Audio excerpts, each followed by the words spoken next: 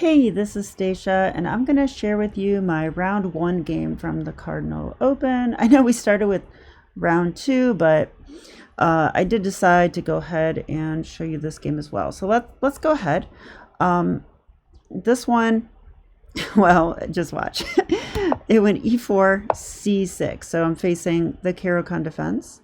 And I'm just not going to use the engine for this analysis, by the way. I'm just going to show you the game because I want to save this one to show my coach.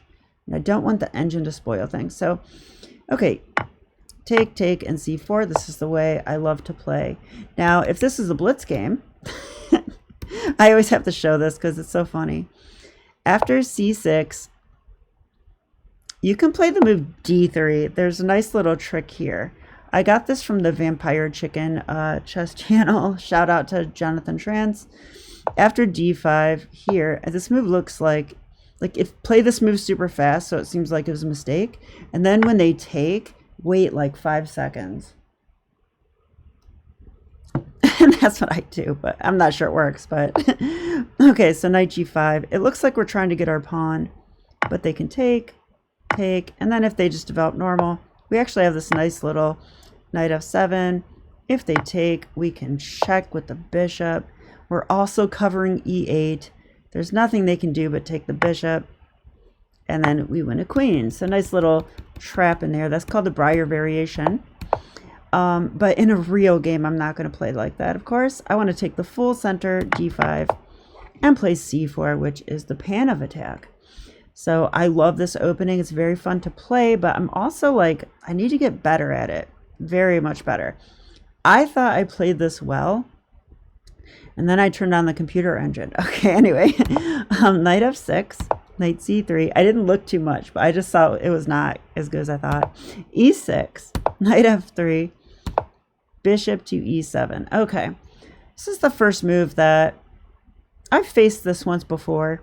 Recently, I think in the last tournament, and it's not exactly ambitious. The main move is actually bishop to b4, pinning that knight, and then we will go ahead and take, and they can take with a knight, attacking the pinned piece, and we have to play here, and they castle, and we go bishop d3, and the game goes on from here. But usually this bishop will end up rerouting, and after rook e8, oh, actually, it's not true. Not after rook e8, but the bishop will usually end up coming back to e7 anyway, and then station on the f6 square.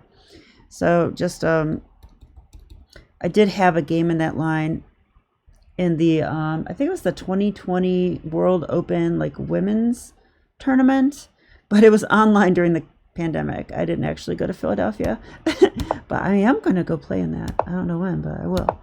So anyway, in this game, yeah, and okay, I am curious because I think the game I played against, I'm gonna find it, at Kings Island Open, the Doug Dysart game, I think went a lot like this too. Let's see. This is the game. Oh, he actually did pin me. He actually did. So I'm wrong. I think I had a game against Tony Rucker. Oh, but then he played this weird way and gave me the hanging pawn structure, which I actually think is a bit of a concession. Like, I do like white here quite a bit. But if we get back to our game, he played bishop e7, so it's a little passive, but it's fine. I mean, there's nothing wrong with it. The other aggressive way that black can play, because I love openings, I can't stop talking about them, is instead of e6, is to just go ahead and play knight c6.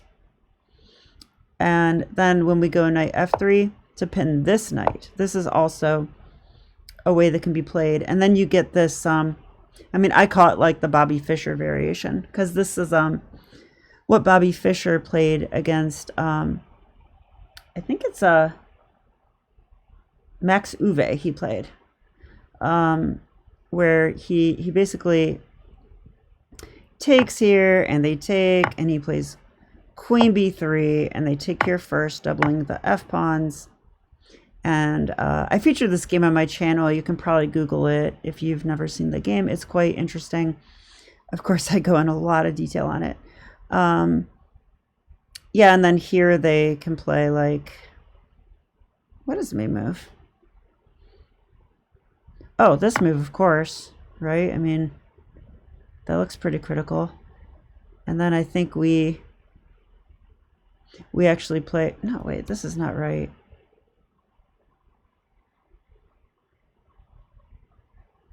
Because I do take on b7. Oh, maybe this is right. I don't know. Huh. Alright, I'll use the opening book so you guys don't have to wait, but... Queen b3. Oh, here they play e6. Oh yeah, of course, the knight's hanging. Yeah, the knight's hanging. Okay. I gotta wake up a little bit. But then we get to take here. So that's obviously a threat, and then they can play knight takes d4 here. And this looks crazy, right? They're threatening check and check. But we have this miracle save with bishop e5 check. They pretty much have to take that. And when they do, we throw on this check. Anyway, it's an interesting line. And there's even a pawn sacrifice that white can play coming up. That Hanging Pawns did on his channel. Shout out to Stjepan. I love his stuff. I've been watching him for years now. I love it. And he is improving. It's so nice to see. Definitely an inspiration. Okay, but if we go into my game, it was this not so fun line. Okay. I learned this move recently because my coach said, don't be afraid to play bishop d3, because if they take here, your bishop gets to c4. I think it was Michael Jolson that told me this. He said your bishop would get to c4, and now you're ready to go d5 like very soon. So this is fine. So you don't have to worry about like losing a tempo like in a typical d4 opening, because it's more open and we can play that d5 break. So I did play bishop d3 this game. And after castles, knight c6, rook e1, it's all normal. Yeah, knight b4. I saw knight b4 could be played. I didn't appreciate the full idea of it. But it is a little bit annoying, right? Because I realized in this moment that my bishop's actually guarding c4. So if I just simply go bishop e1, which is what I want to play, he can take that pawn. So, but if I go bishop f1, always play bishop f1, I don't like that, because, I mean, in the Panov Attack, you're taking on this isolated d-pawn so that you can get some compensation in a kingside attack. With my attacking bishop on f1, it's just on the wrong diagonal. It's a defensive piece here. It needs to be on this diagonal, the Greek gift diagonal, not the Italian diagonal, as Kevin Blocker would say. Okay, shout out to Kevin Blocker. Doing lots of shout outs today. I guess I'm in a shout out kind of mood. But I'm going to whisper them, not shout them. No, just kidding. Okay, so I actually did play bishop b1, because I always say that's my favorite move in chess, bishop b1. And it's kind of true. I do like it. Might not be my actual favorite anymore, but okay. And yeah, he grabbed the pawn. But you know, if you know me and you don't, then you know that I love sacrificing pawns. So I'm not, I don't care about this. Take my pawn. You know, go ahead. I mean, it was a slow time control game, so I was calculating a bit, and I'm like, yeah, I think I'm fine. Like, I might be able to round it up with knight e5. You know, stuff like this. I'm gonna get to kick the knight out at some point. I just felt that maybe I'm sort of okay. Like, probably just not full compensation is what I was thinking, but enough for me to work with. So knight e5 I played right away. He went a6 to prepare b5, and I went bishop to g5. Okay, I didn't know what else to do. I always have trouble finding these attacking moves in the Panov Attack. But I recently was shown many moves by FIDE master Livios Serbulenko. Another shout out. Shout out to Livio. Okay, I did whisper it. Anyway, yeah, bishop g5 is one of the moves, because so the idea that I had here was to actually eliminate the knight. Like, I'm going to take that knight. I want to develop. Okay, this develops. And I'm going to take that knight so that I can get my pieces to good squares. Like, suddenly we have knight e4, we have queen h5, we have queen g4, we have rook e3. Like, we just have so much stuff. Bishop h7, like, everything comes alive when I take the knight. That is what I figured out. So I don't know if this move's right, but it's what I came up with. Okay, now I gotta know what the computer says. I can't help it. It likes bishop g5. Okay, yay, that's all I needed to know. Okay. Then he went queen c7 because, you know, black's trying to hold on to his pawns. If my attack fails and he plays b5 and has this very nice pawn chain, this 3 versus 2, that's going to be like an almost lost endgame for me, right? Like almost lost, maybe actually lost. Okay, but I took and played rook e3. Okay, so again, I don't know if this is right, and I have a feeling it's not, but practically speaking, it is going to apply some pressure because I'm actually threatening something here. Like, let's say black goes b5. Now it's white to move. If you want to pause your video and find it, do so now. Yeah, I mean, I'm threatening check, take, and then probably rook check. I like rook check because, like, the knight's actually guarding that. They can't even do the miracle g6. So they have to go here and then queen h5, and it's like, yeah, how are you not getting checkmated here?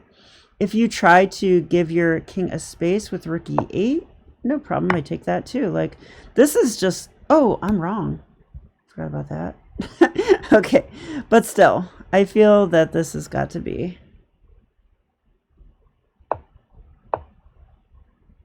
Yeah, I'm pretty convinced that this is.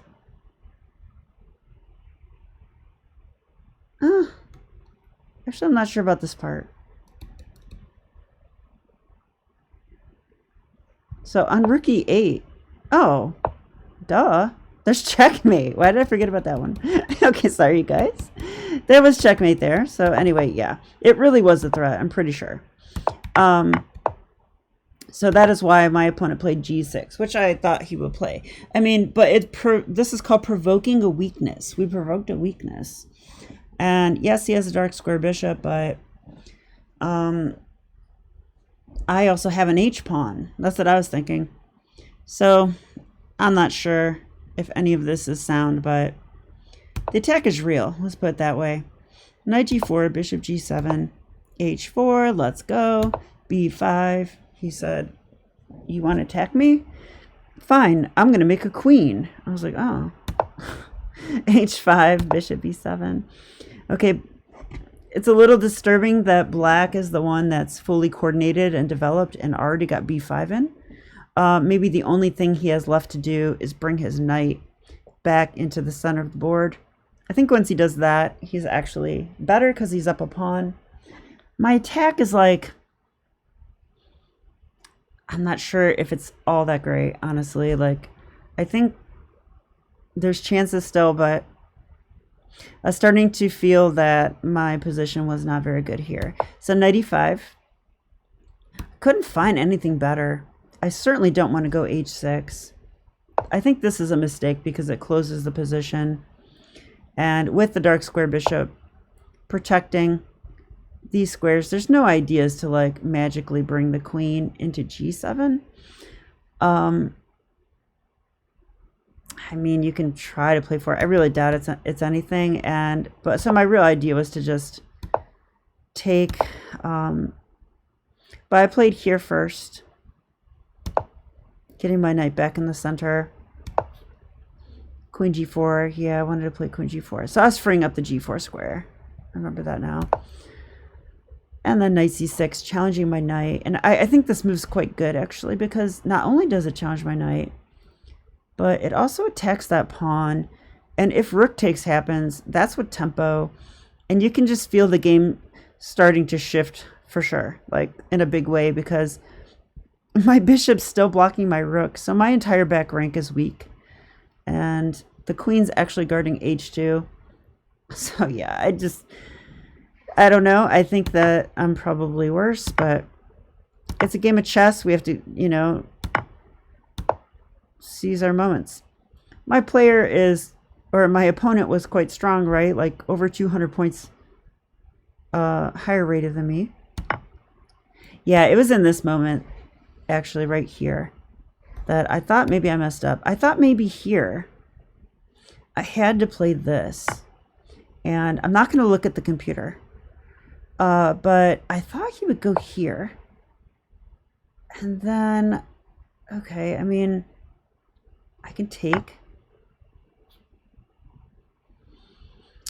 And,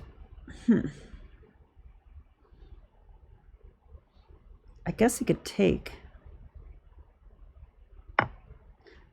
Yeah, I don't know. I want to get my queen in here. The rook cannot go there. It feels like we have a little something here, but I doubt it's enough. It doesn't feel like enough. Why is the bishop still blocking the rook? And soon they're going to go b4 and get that check. And once they get that, I think we're in big trouble, right? We're pinned up. So that's probably not good enough either. It's kind of what I thought during the game, which is why I went for this. And then I just thought I have nothing better than this. I have to play bishop b4, I thought, and I'm just worse. So let's see what the computer says. Oh, it disagrees. It says I should go a3 and f4. What? a3 to stop that threat, I think. And after black does what? I would assume take the pawn. It doesn't even want black to take the pawn. It's kind of crazy to me. It says after this, we go bishop takes g6. Wow, really? And then queen g7. Yeah, I saw stuff like this. But after queen g7, I was like, yeah, there's nothing. Oh, I guess we have this check. Yeah, but, I mean, they're holding, right? It looks like they're holding. They're holding. That's protected. That's protected. That's not protected. So I could play this move. No, just kidding. That would be nice. Okay, anyway, bishop b4. I mean, what else? I don't know. I just felt like, okay, I'm worse. I'm just going to have to, like, I just got to suck it up, right? Like, I'm a pawn down, and I'm going to be 2 pawns down. But, I mean, I don't think I should resign, because I tell all my students never resign. So, you know, I don't want to be a complete hypocrite. Or a hippogriff either. So I saw this and I was like, okay, let's just go knight g5 and see what happens. Knight g5 is it's a pesky move, you know. It's a discovered attack, which you saw. But it also, like, has the idea of queen h4. You know, let's checkmate them. So I thought it's a little sneaky. I saw he could play queen f5, and then I would go queen h4.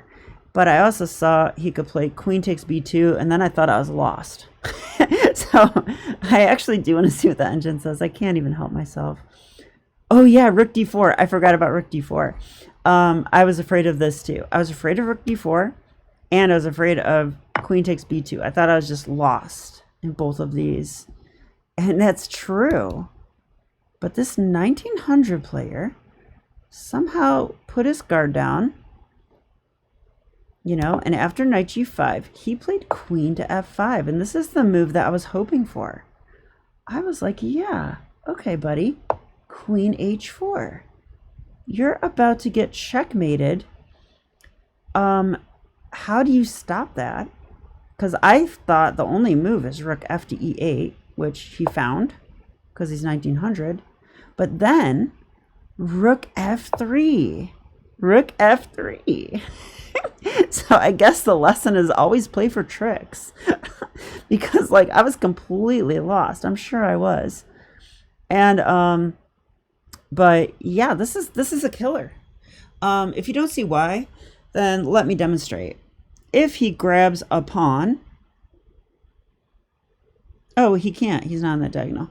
Okay, if he goes here, like wanting to grab a pawn, well, then we go here, here, checkmate. So it's a mate in two. See, I knew those mate in twos would pay off, right? You guys doing those with me? Pays off. Okay, because I saw this from a few moves away. That was the whole point of me doing all those mate in twos. I want to calculate. Like, I saw this mate in two when I played knight g5. When I played knight g5, I saw this stuff. I saw this rook f3. You know, I saw the problems. So I'm happy. I'm very happy. And yes, this happened, and he had to sack the queen. Okay, but game's not over. I mean, I was excited. I'm like, ooh, I'm gonna win my first game against 1900. This is a very great way to start a tournament. Maybe I'll get to play an expert tomorrow morning, and then I can beat an expert finally, and then I will show everyone in the world. On my channel, of course. So I'll show 87 of you. That's probably how many views I would get. Okay, knight takes. Bishop takes b2. Okay, but if you look at this position, black has two rooks, black has a bishop, and black has 3 versus 1, right? This is a problem, and black has 3 versus 2. So, like, this is not over. I wouldn't call this winning, but I would think that white is better and probably should win, but it's going to take some work still. It's going to take some work. So, okay, so I'm going to show you how I did this. Queen e4, rook e d8, g3. I mean, this is what I like, because in a rapid game, I'd probably still find a way to lose because I'd be low on time. Oh, and I have something to share about this game too, because hopefully you guys don't have any weapons and aren't near me right now, because you'll probably want to murder me when I tell you that. Yeah, oh, okay, it's not as bad as I thought. So I moved like 26 after rook b1. Wait, is this it? Oh, this is the other game, never mind. Oh yeah, it was bad, never mind. On move 24, knight g5. Okay, that was the last move that I actually calculated, because like I said, I saw all those ideas. I had 7 minutes here. My opponent had 33 minutes. Now I have to make 16 more moves in 7 minutes to make time control. But my opponent has 33 minutes. So yeah, it's just like, why did I put myself in that position? It's not fun. So I have to move like pretty quickly here. I can't mess around. So I did. So queen f5, queen h4, rook f3. Okay. Rook e1, move 28. Still 12 more to go. Rook d5, queen e4. I was basically like, I wouldn't say blitzing, but I was moving quickly. g3, bishop g7, king g2, c3. Gotta be concerned, right? That pawn is on its way to becoming a queen. If the pawn gets to c2, there's rook d1. Okay, we do not want to allow rook d1, so I have to take action here. So it's covered, so I played a3 because I don't want b4 to come. He got behind the pawn. Queen c2. I hope this is right. I don't know. Rook c4, rook b1, bishop f8, rook b3. Okay, we're on move 35, and I had less than a minute on my clock, but there is 10-second increment at least. So bishop g7, he decided he would allow rook b4 and play rook c5. Okay. a4, move 37. Okay, I just need 3 more moves, I was thinking. I just need to, like, not lose in the next 3 moves, and I'll get 30 more minutes added to my clock. So a5, that attacked my rook, but I saw it. So I take. Okay. Queen a4 on move 40. And I was just praying. I'm like, is queen a4 good? Is this okay? Is this good? Is this okay? And I was also like probably being pretty annoying. not quite as annoying as my last few words there, but I actually, you know, my opponent and I didn't know how to set up the clock correctly because we're idiots. So like on move 40, I'm like, is that move 40? Was it move 40? Like, and he's like, yeah, I think so. I'm like, oh, okay, because I have to go to the bathroom. And I just like took off and I ran to the bathroom. So, you know, not Von Bartoleben style, because I did come back. I did come back. I didn't just leave. But yeah, I, you know, on the way to and from the bathroom, I just thought, okay, I think I made it. Let's just, you know, calculate now. Don't blunder. And I thought he may try to build a fortress or something, but we got to stop these pawns. Stop the pawns and go from there. So, okay, rook d5, queen e8 check. I like this move a lot. It forces bishop f8 because if there, you know, I win that, I don't think you should allow it. So bishop f8. So I just come back. Bishop c5. Now it's getting nervous because he does have this idea. It's just that the knight's covering it. So I just need to keep my knight there, I think. Oh, and I took this pawn. Yeah, I thought he was trying to trick me at first. But I looked at this and I'm like, I can take that. Like, why can't I take that? Like, if he wants to take on f2, great. You know, I can even take c3. Like, why not? So I did play this. And he went c2. But I did look at this as well. And I thought, okay, queen c3. Everything's fine. He moves his bishop. So I actually think that was probably a big blunder on his part. Yeah, I actually think this move is a big blunder. Let's see if the computer agrees. Oh, it doesn't. It thinks c2 is a blunder, though. But I guess he messed up earlier, because I knew this endgame wasn't that bad. But now it says white's almost winning. Okay, so this happened. Bishop f6. Okay, so my opponent lost his pawns. So our first step of this endgame is complete. Now the next step is going to be, you know, he's probably going to try to build some kind of fortress. He has a rook and a bishop. And it's not going to be so easy to necessarily break through and win, but there must be a way. I mean, it's a queen and a knight. I'm only one pawn down. So, yeah, let's see. Queen c8 check, king g7, queen c4, bishop e2. Okay, he's waiting now. Queen e4, let's centralize. Bishop a1, waiting. Knight g1. Yeah, I thought a while here, and I thought knight g1 was a good plan. I want to see what the computer says. It gives a bunch of queen moves. Oh, knight g1 it likes. Okay, cool. All right.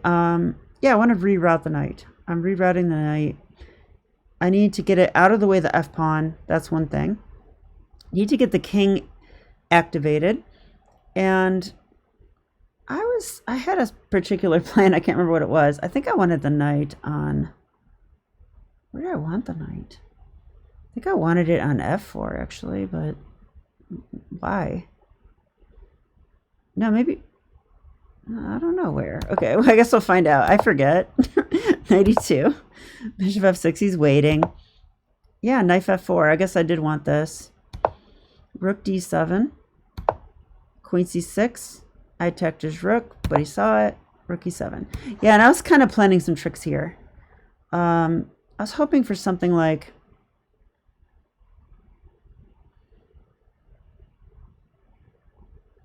I don't know.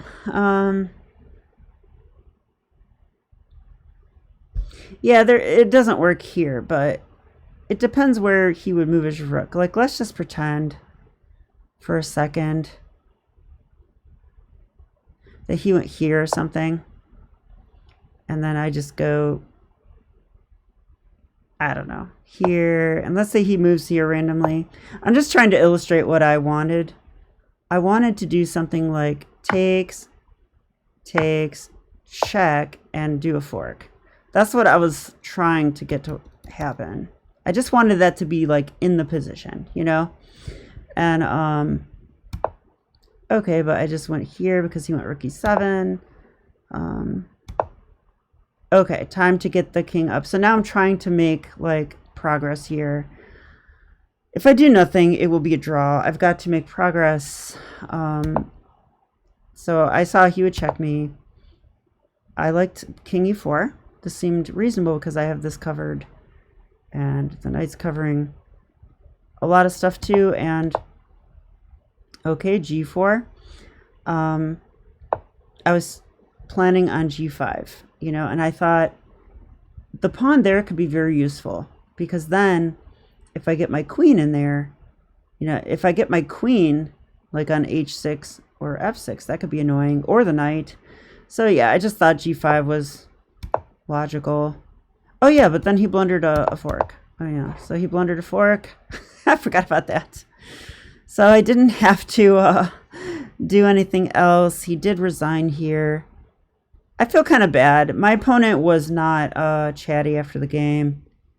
I mean, obviously he was aware that he was completely winning. And I think he simply let his guard down on my knight g5 move, which is easy to do, right? I mean, if you look at a position like that, like, okay, I'm 200 points lower rated than him. And I'm in this position and I play knight g5. I mean, knight g5 is the best try because what else are you going to do? But it should not work. It should not work. And it doesn't work. All he has to do is find rook d4 or queen takes b2. Like 2 moves win the game. And instead he found the only one that gives him problems.